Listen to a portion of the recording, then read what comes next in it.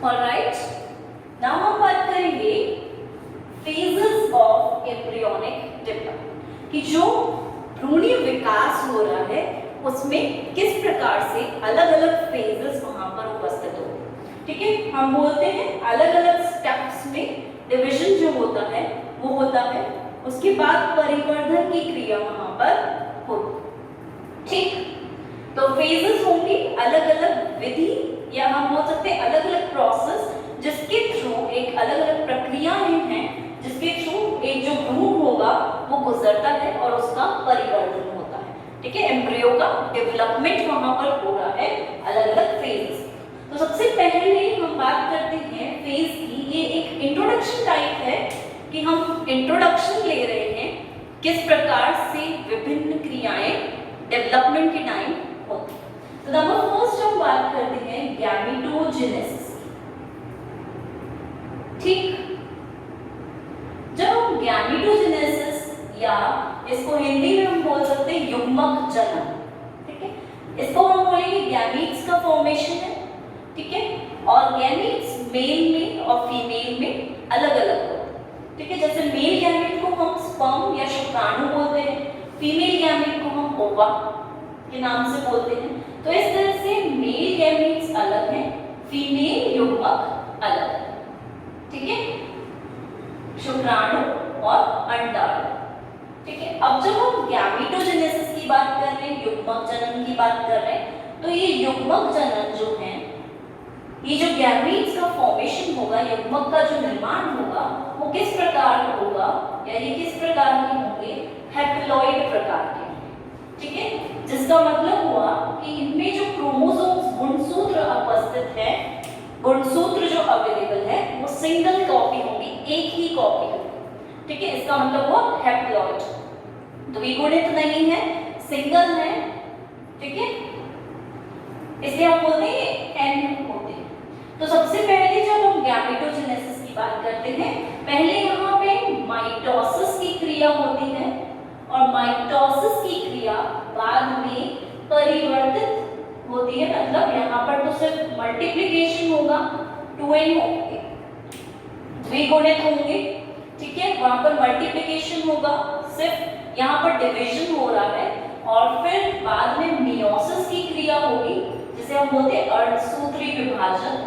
वहां पर ये 2n से n के अंदर बदल जाए। तो अर्धसूत्र विभाजन में आधा सूत्र कर दिया गया है, जो गुणसूत्र है क्रोमोसोम्स को नंबर में रिड्यूस कर दिया आधा पर। ठीक है, तो इस प्रकार गैमेटोजेनेसिस की क्रिया होती है और ये दोनों जो गैमीट्स होंगे ये दोनों बाद में जाकर एक दूसरे से फ्यूज कर जाते हैं, मिल जाते हैं। ठीक है, तो सेकंड क्रिया हमारी होगी फर्टिलाइजेशन। ठीक, जिसे हम कई बार एम्फीमिक्सिस भी कहते हैं। ठीक है, इस नाम से भी हम इसे जानते हैं। अगर हम बोल रहे हैं कि सिर्फ न्यूक्लियस में फ्यूजन हो रहा है, सिर्फ इनका जो केंद्रक है वो आपस में जाकर मिल रहा है, तो उसको हम बोलेंगे कैरियोगैमी। ठीक है, कैरियोगैमी, जिसका मतलब है जो न्यूक्लियस उपस्थित है, इनमें केंद्रक जो उपस्थित है उनमें संयोजन हो रहा है, उनके अंदर फ्यूजन हो रहा है। राइट, तो फर्टिलाइजेशन कैसे हो रहा है, मेल एंड फीमेल गैमीट जो है, नर और मादा युग्मक जो है, जो आपस में मिल रहे हैं, उनके केंद्रक भी मिल रहे हैं और इसी के साथ साइटोगेमी की क्रिया भी हो रही है, जिसका मतलब हुआ कि उनमें जो साइटोप्लाज्म कोशिका द्रव्य उपस्थित है उनमें भी फ्यूजन हो रहा है। तो कैरियोगेमी बाद में साइटोगेमी की क्रिया, एम्फीमिक्सिस भी कहते हैं। और इस प्रकार से फर्टिलाइजेशन, फर्टिलाइजेशन का रिजल्ट क्या होता है, जाइगोट। ठीक है, और ये जाइगोट किस प्रकार का होता है, 2n का होता है, डिप्लॉइड होता है, द्विगुणित। ठीक है, यहाँ दो सेट, दो कॉपी रहेगी गुणसूत्रों की या क्रोमोसोम्स की। तो इस तरह से हम क्रिया बोल सकते हैं कि ये हमारा मेल गैमीट हुआ जो n था, ये हमारा फीमेल गैमीट हुआ जो n था, इन दोनों में फ्यूजन हुआ, एक जाइगोट का निर्माण हुआ, युग्मनज का निर्माण हुआ, और वो युग्मनज 2n प्रकार का है, द्विगुणित प्रकार। तो इस तरह से फर्टिलाइजेशन की क्रिया यहाँ पर होती, निषेचन की क्रिया यहाँ पर होती। ठीक,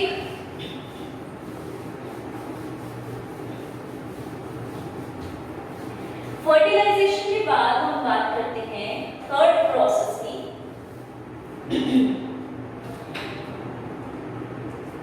जिसे हम बोलते हैं क्लीवेज या विदलन। ठीक है, क्लीवेज या विदलन। अब यहां हम क्या देखते हैं, जो जाइगोट है, ठीक है, जाइगोट में क्या होता है, सिर्फ एक सिंगल न्यूक्लियस उपस्थित है। ठीक है, अब इसमें क्या होगा, क्लीवेज होगा, और क्लीवेज जो होता है, विदलन जो होता है, कुछ माइटोसिस के प्रकार का ही होता है। विदलन की जो क्रिया होगी वो माइटोसिस के प्रकार की ही होती है, जिससे ये इसके अंदर जो कोशिकाएं हैं वो मल्टीप्लाई करती हैं, अपना नंबर बढ़ाती हैं। ठीक है, जिसका मतलब हो गया कि जो नंबर ऑफ सेल्स होंगे, कोशिकाओं की जो संख्या होगी वो यहाँ पर बढ़ेगी। ठीक है, पर जाइगोट का जो साइज है, size of zygote exactly same ही रहेगा। ठीक है, इसमें कोई परिवर्तन नहीं आएगा, इसमें बदलाव नहीं होगा। ठीक है, और इनके अंदर जो सेल्स बन रहे हैं,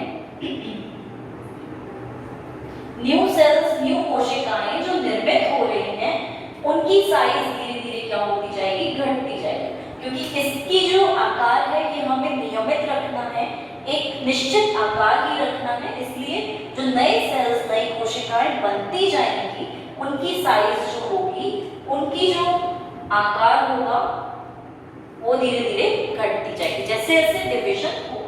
तो इस प्रकार यहाँ पर क्लीवेज की क्रिया देखी जाती है। नेक्स्ट हम बोलेंगे, नेक्स्ट स्टेप में मॉड्यूलेशन की क्रिया होती है। ठीक है, मॉड्यूलेशन का मतलब हुआ कि मॉड्यूला का निर्माण हो रहा है, फॉर्मेशन ऑफ मॉड्यूला। अब इससे जाइगोट से मॉड्यूला बन रहा है। ये मॉड्यूला किस प्रकार का होगा,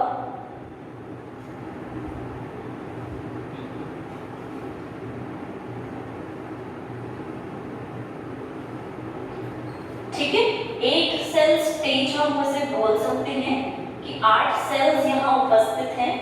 इसकी जो संरचना होती है, पहली बात तो ये कि मॉड्यूला बन रहा है, 8 सेल्स हैं। ठीक, सॉलिड स्ट्रक्चर है, बिल्कुल भी बीच में कोई रिक्त स्थान नहीं है, कोई खाली स्पेस नहीं है, कोई कैविटी उपस्थित नहीं। ठीक है, बिल्कुल सॉलिड है, चारों तरफ से कवर्ड है, और इसको हम बोलते हैं, इसकी संरचना कुछ कुछ शहतूत जैसी होती है। राइट, शहतूत जो होता है उस प्रकार की संरचना होती है, इसलिए इसे मॉड्यूला नाम दिया। ठीक, सॉलिड स्ट्रक्चर, नो कैविटी, ठीक है, बीच में कुछ भी खाली रिक्त स्थान उपस्थित नहीं रहेगा, तो ये मॉड्यूला हो गया। ठीक, अब 5th पॉइंट पे जब हम आते हैं,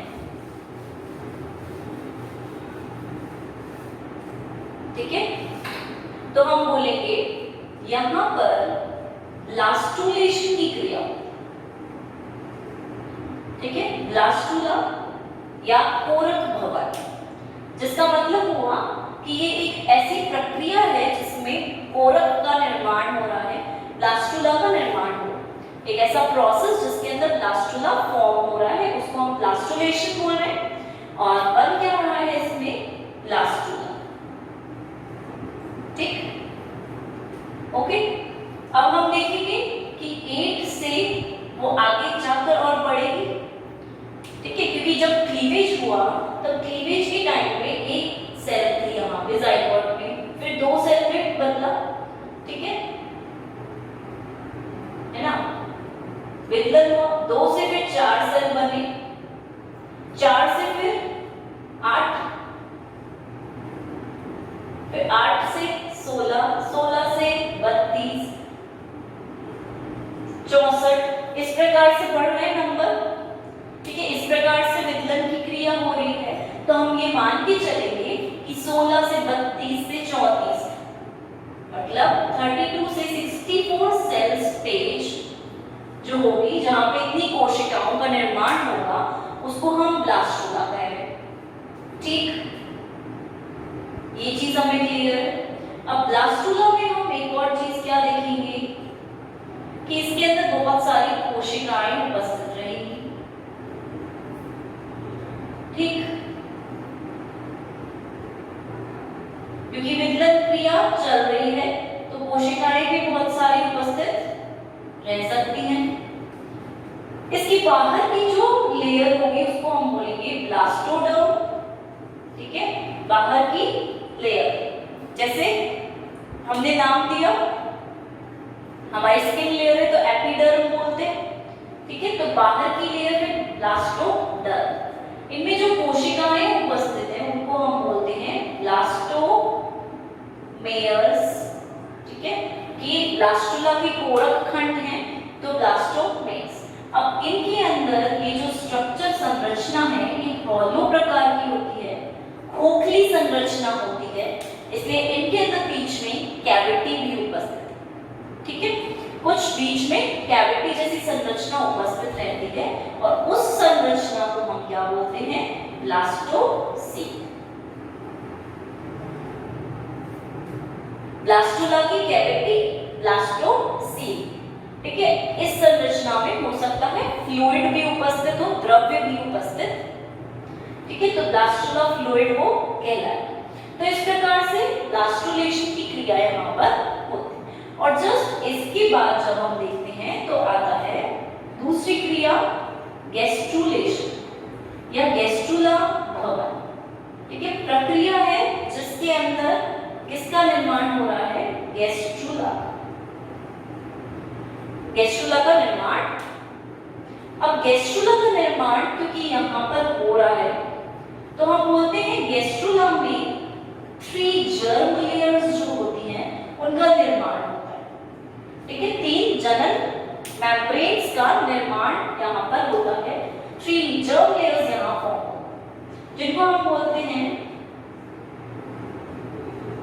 एक्टोडर्म बाहर वाली, मेसोडर्म मध्य स्तरीय और एंडोडर्म अंदर वाली। ठीक है, इस प्रकार से 3 जर्म लेयर निर्मित होती है। इन तीनों जर्म लेयर के निर्माण के बाद इनसे ही सारे बॉडी के ऑर्गन्स जो होंगे, अंग जो होंगे वो निर्मित होंगे। ठीक है, इसके अलावा कोई और संरचना नहीं आती यहाँ पर निर्मित की। अब यहाँ पर जब हम इसकी संरचना देखते हैं तो हमें संरचना इसकी इस प्रकार से दिखाई देगी। ठीक है, ये गैस्ट्रुला की संरचना है। गैस्ट्रुला इस प्रकार का होता है। ठीक है, अब ये जो है, ये जो कैविटी है, इस कैविटी को हम नाम देते हैं आर्केंटेरॉन।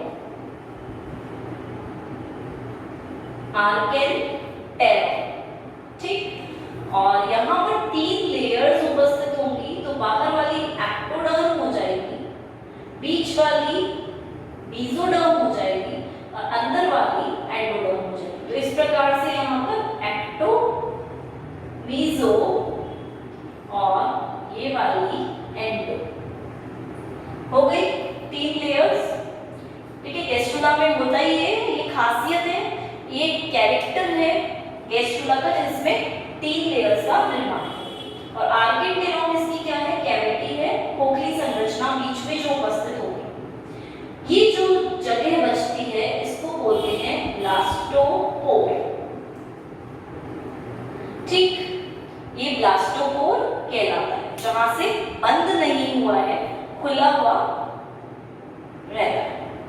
ठीक है, अब इसी के बेसिस पर ये जो ब्लास्टोपोर उपस्थित है यहाँ पर, इसके ही आधार पर हम 2 प्रकार के जंतुओं को डिवाइड करते हैं।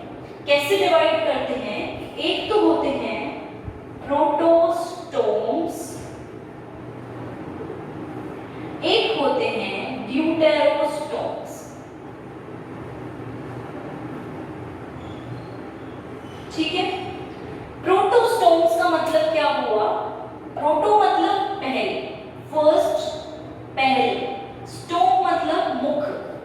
माउथ, तो मतलब फर्स्ट माउथ, सबसे पहले मुख का निर्माण होगा। और मुख का निर्माण कहां से होगा? ब्लास्टोपोर भाग से। ब्लास्टोपोर भाग से सबसे पहले मुख का निर्माण होगा, तो उन जंतुओं को हमने बोला प्रोटोस्टोम्स। और ये जनरली हम अगर एग्जांपल देते हैं तो लोअर ऑर्गेनिजम्स इसके अंदर आते हैं, जैसे इनवर्टिब्रेट्स, अकशेरुकी। ठीक है। वहीं अगर हम बात करेंगे ड्यूटेरोस्टोम्स, तो इसका मतलब ये हुआ कि सबसे पहले किसका निर्माण हो रहा है? एनस का। ठीक है, सबसे पहले ब्लास्टोपोर भाग से, इस भाग से एनस का निर्माण हो रहा है और फिर बाद में मुख का निर्माण होता है दूसरे भाग से। ठीक है, तो इस प्रकार का जब निर्माण होगा तो उन जंतुओं को हम बोलते हैं ड्यूटेरोस्टोम्स, जो हमें हायर ऑर्गेनिजम्स में देखने को मिलता है। जैसे अगर उदाहरण लेते हैं, एग्जांपल लेते हैं, तो ह्यूमंस में हम भी ड्यूटेरोस्टोम्स कैटेगरी में आते हैं और हमारे अंदर भी ब्लास्टोपोर से सबसे पहले एनस का निर्माण होता है। तो इस प्रकार से गेस्ट्रुलेशन की क्रिया बहुत महत्वपूर्ण रहती है। ठीक है।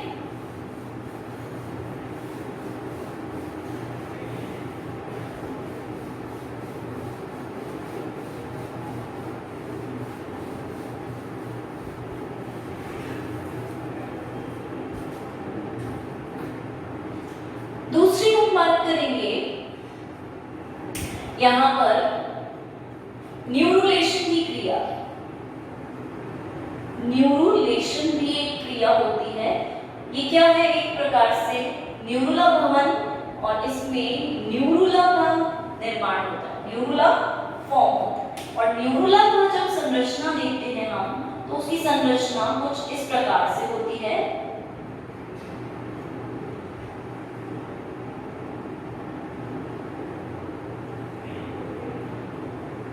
ठीक है, एक न्यूरल प्लेट होती है, न्यूरल पट्टी होती है, न्यूरल प्लेट, उसका निर्माण होता है और वहां से फिर तंत्रिका तंत्र, जो भी नर्वस सिस्टम है, ठीक है, चाहे हम मस्तिष्क की बात करें, ब्रेन की बात करें, चाहे हम नीचे स्पाइनल कॉर्ड की बात करें, वहां से नर्वस सिस्टम, तंत्रिका तंत्र का निर्माण होता है। तो न्यूरुला ऐसी अवस्था है जहां पर क्या हो रहा है? नर्वस सिस्टम जिससे बनना शुरू हो जाता है। ठीक है, तो न्यूरल प्लेट एक आधार है, वहां से आगे तंत्रिका तंत्र बनता है। नेक्स्ट हम स्टेप की बात करेंगे तो वो आता है हमारे पास ऑर्गेनोजेनेसिस, जिसका मतलब हुआ कि अंगों का निर्माण। ऑर्गन मतलब अंग और जेनेसिस मतलब अंगों का निर्माण। अब अंगों का निर्माण किस प्रकार से होता है? यहाँ पर जैसे ही न्यूरुला भवन हो जाएगा, उसके बाद हर जो कोशिका होगी, हर जो सेल होगा, वो क्या करेगा? एक निश्चित अंग बनाने की कोशिश करेगा। ठीक है, हर सेल के पास, हर कोशिका के पास ये पावर है, ये कैपेसिटी है, हम बोल सकते हैं ये क्षमता है कि वो आगे जाकर एक निश्चित ऑर्गन बना सकता है, एक निश्चित अंग को बना सकता है। ठीक है, तो उनमें इस प्रकार की संरचना का निर्माण होता है और उससे हम बोलेंगे ऑर्गेनोजेनेसिस, की अंगों का उद्भवन हो रहा है, निर्माण हो रहा है। ठीक, हर कोशिका अलग अलग अंग बना सकती है। कोई हार्ट बना रहा है, हृदय बना रहा है, कोई स्किन बना रहा है, चमड़ी, कोई लंग्स बना रहा है। तो इस तरह से अलग अलग प्रकार के ऑर्गन्स का निर्माण हो जाए। ठीक है, ये ऑर्गेनोजेनेसिस भी दो प्रकार की होती है, एक तो प्राथमिक प्राइमरी प्रकार की और एक द्वितीय सेकेंडरी प्रकार का होता है, जिसके अंदर प्राइमरी जो है वो ही प्राथमिक जो होंगे वो ही द्वितीयक में परिवर्तित होते हैं और उनमें और ज्यादा डेवलपमेंट होता है, परिवर्तन होता है। ठीक है, नेक्स्ट हम बात करेंगे मॉर्फोजेनेसिस।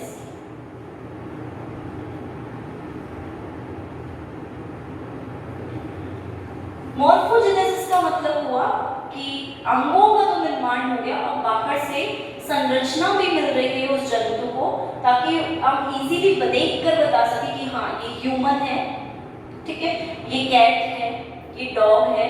तो हम देख के कैसे बता पा रहे, क्योंकि उसकी जो मॉर्फोजेनेसिस है, बाहर की जो संरचना है उसका भी निर्माण हो रहा है, तो उसको हम बोलते हैं मॉर्फोजेनेसिस, ठीक है, कि उसकी जो मॉर्फोलॉजी है, बाह्य संरचना है, उसमें भी ग्रोथ हो रही है, उसमें भी परिवर्धन होकर वो एक निश्चित संरचना को बनाते हैं।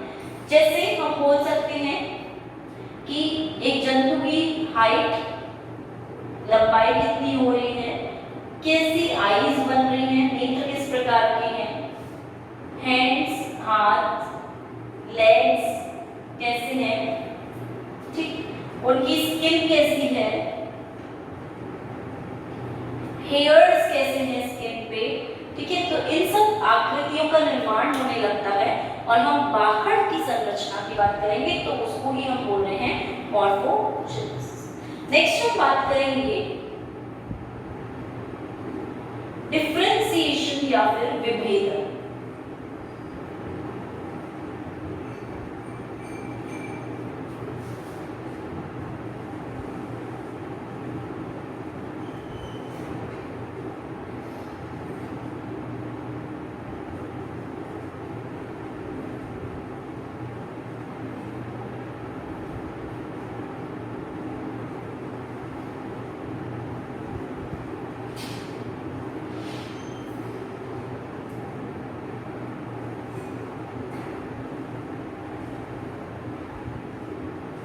ठीक, विभेदन का मतलब हुआ कि पहले ये था कि हर कोशिका विभेदित नहीं थी कि उसे यही बनाना है अंग, लेकिन बाद में जाकर वो विभेदित हो गई कि इस कोशिका से यही चीज बने, इसी चीज का निर्माण हो।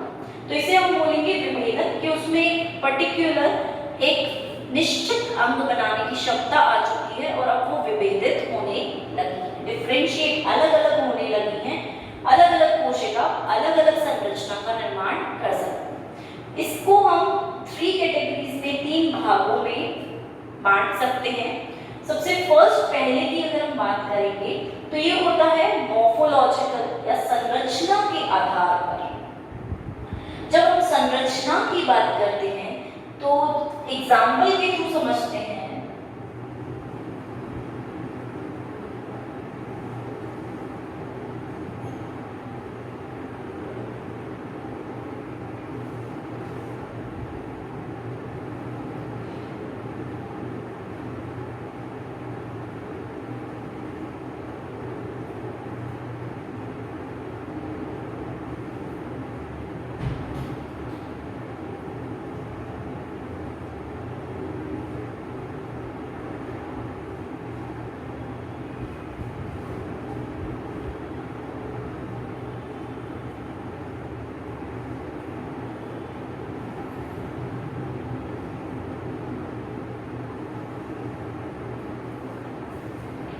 ठीक, तो जब हम मसल्स की, मांसपेशियों की और नर्व्स की बात करते हैं, ठीक, ये है नर्व कोशिका, ये है मसल सेल, मसल कोशिका।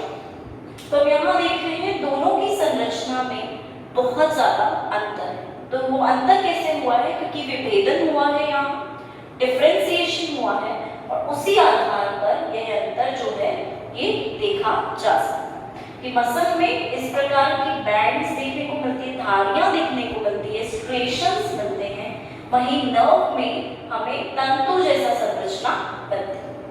अब फिजियोलॉजिकल की अगर हम बात करते हैं तो इसे हम बोल सकते हैं कार्य की संरचना। तो इसको हम दूसरा नाम देते हैं फंक्शन क्या है, इस बेसिस पर, ठीक। और कार्य की बात करते हैं तो मसल का फंक्शन क्या होता है, कॉन्ट्रैक्शन का, संकुचन का, और नर्व का फंक्शन क्या होता है, नर्व सेल का, कि ये क्या करती हैं, संवेदनाओं को भेजती हैं, सेंसेस जो होते हैं उनको भेजती है।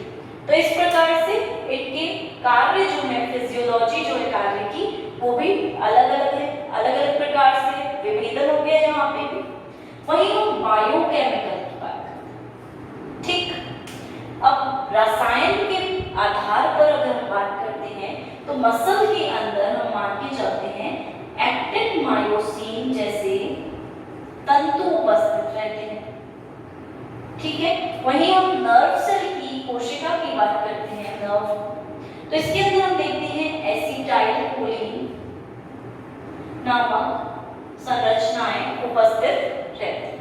ठीक है, तो इनमें रसायन के बेसिस पर इनका कैसा संरचना है वो भी हमें अलग अलग देखने को मिल रहा है। तो इस तरह से विभेदन की क्रिया यहाँ पर हमें देखने को मिल जाती है। और लास्ट हमारी बात करते हैं हम तो स्टेप की, तो वो है ग्रोथ, जिसका मतलब हुआ वृद्धि करना, कि एक चीज बन चुकी है, विभेदित भी हो चुकी है, अब बस उसको वृद्धि करना है, अपनी साइज में बड़ा करना है।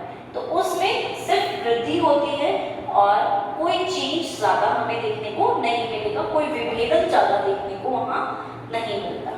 ठीक है, साइज इंक्रीजेस, साइज बढ़ती है। ठीक, तो इस तरह से 11 स्टेप्स में हम एम्ब्रियोनिक डेवलपमेंट को स्टडी करते हैं। ठीक है, 11 फेजेस होती हैं जिनके द्वारा हम एम्ब्रियोनिक डेवलपमेंट या हम बोल सकते हैं भ्रूणीय परिवर्धन पढ़ते हैं।